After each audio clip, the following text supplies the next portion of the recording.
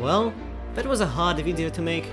Finally, I can take a break from editing and enjoy a nice New Year's Eve.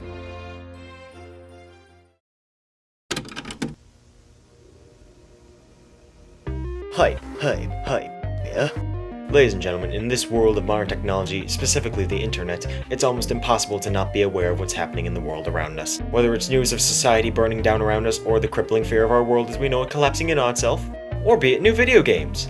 Video games have been a commonality in the household for years, and with every passing year, new technologies and games come before us, wowing us with their new graphics, new gameplay features, or the like.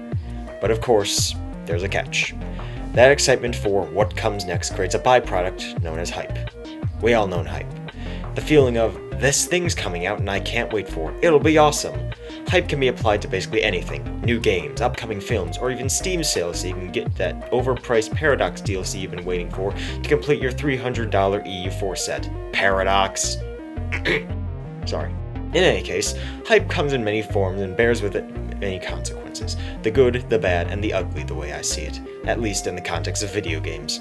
The good type of hype is the hype that builds up support for an upcoming game or studio and ends with a likable product. Bad hype is when hype builds up so much that a game flops and everyone and their mother goes into a fit about it. The ugly kind of hype, on the other hand, is the hype that kills something that is good, yet didn't live up to the godlike expectations. I'll give you some examples. The good.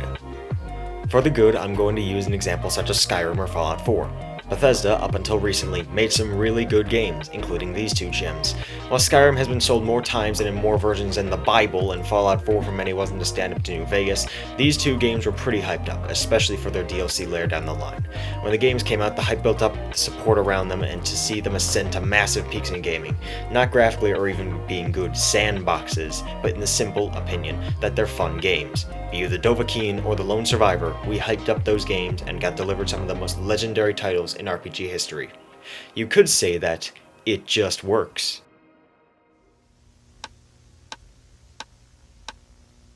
Another good example are Paradox games. While Paradoxes occasionally do us a dirty with DLCs and broken base games, looking at you, first release Hearts of Iron 4 and Imperator Rome, but generally there are a good bit of hype around Paradox games, especially on their aforementioned DLC releases, which usually dramatically improve a game for only the low price of everything in your Steam wallet.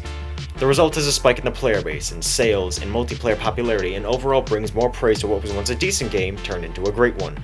Because no one wants Yellow Prussia, Victoria 2, why do you do this to us? The bad. Oh, Bethesda and Naughty Dog. Why did you have to do it? Why did you have to spit on your legacies? And what about you, Hello Games? Two of these three companies as of this day are regarded in some of the lowest standards of the eyes of gamers, and the one is seen with skepticism for the future. One for openly lying to us, and the other for creating a decent bit of controversy, and one for doing both. The prior of the three responsible for Fallout 76, the middleman responsible for The Last of Us 2, and the latter responsible for No Man's Sky. We all know what happened with Fallout 76. Ever since the first time we heard Country Roads Take Me Home, we were excited for Fallout 76. Multiplayer Fallout? A world to build on your own? Sounds awesome! At first. Then we started getting some iffy shots. No NPCs, total online exclusivity with no access to private servers, would only run on Bethesda's shops and servers with no Steam for you. Despite all these, people were still excited. Then the beta drops. And months of controversies over premium bags and bottles and literally getting doxxed by the Bethesda Refund Center mixed with an unsightly amount of bugs, and flipped assets from Fallout 4, literally people spawned in the goddamn Pridwin, meant that the game was quick to flop into the bin of bad reviews and universal hatred. Though they've tried to patch it up and pull a No Man's Sky, the game was already dying by then thanks to all these issues.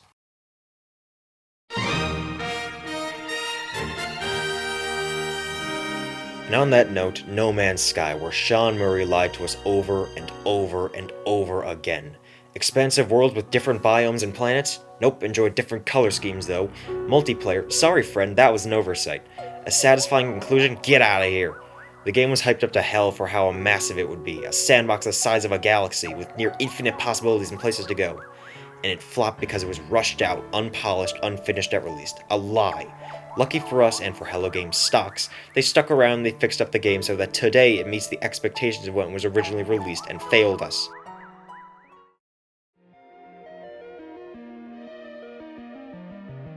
And speaking of failing us, Naughty Dog. God, they are indeed naughty. Naughty Dog, the company behind the acclaimed and praised games such as The Last of Us and the Uncharted series, came to us for years over a sequel to their zombie story masterpiece. Of course, delays and stories of company crunching didn't help, now that some of the early trailers with their whole controversy, but then something horrible happened for them. It was great for us though. Their game was leaked through one means or another, and what we got was proof of an unfinished game centered around an unlikable, this is an opinion, story. Following the mess, the game finally released in early summer of 2020. And it meets incredible controversy over the themes in the story, the image it suggests about certain groups of people, and the message it conveys. Not to mention the story itself, even if you get rid of all the controversy, isn't even that grand either. But the story, especially what they did to Joel, spat on its predecessor and went from one of the most hyped sequels in gaming history to little more than something to split political heads over. The Ugly. For this, I'm only going to use one example, and this is incredibly relevant given that this just happened. After several long years of waiting since the initial release of teasers, CD Projekt Red is handed Cyberpunk 2077, the most recent title in the Cyberpunk franchise, which I'm fairly certain was originally a tabletop RPG game. Yeah, in any case, the hype for Cyberpunk has been ridiculous, people taking off months of work just so they could play the game, people pre-ordering ages in advance, the entire internet divided over whether this game will be the second coming of the Messiah or something that sits at the bottom of the bargain bin. And in the middle of it all is a little team from Poland trying to create a proper video game.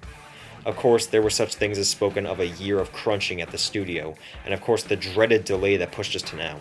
But between all the trailers, merchandising, and publicity stunts, CD Projekt Red put themselves into a tricky situation.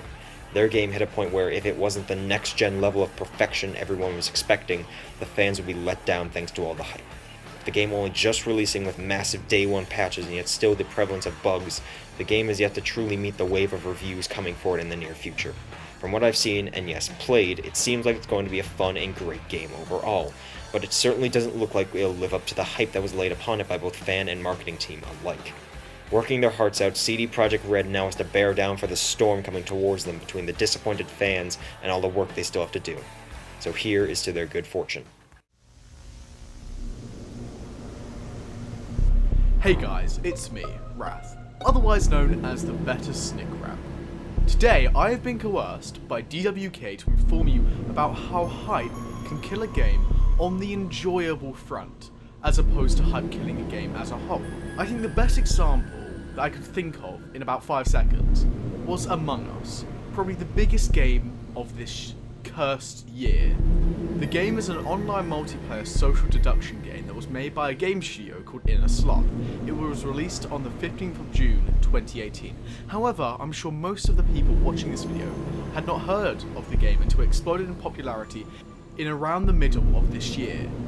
The main source behind this explosion in popularity was streamers such as Disguised Toast, Corpse Husband, and AOC.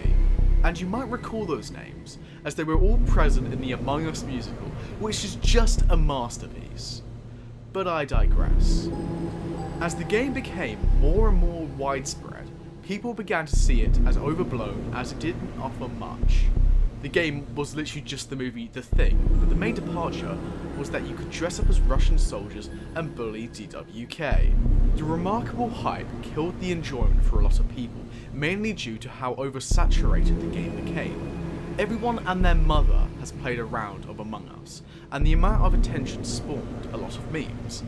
The word suspicious was cut down to sus, as you all know, and you couldn't go one game without some random child calling you moderately unusual and you getting voted off.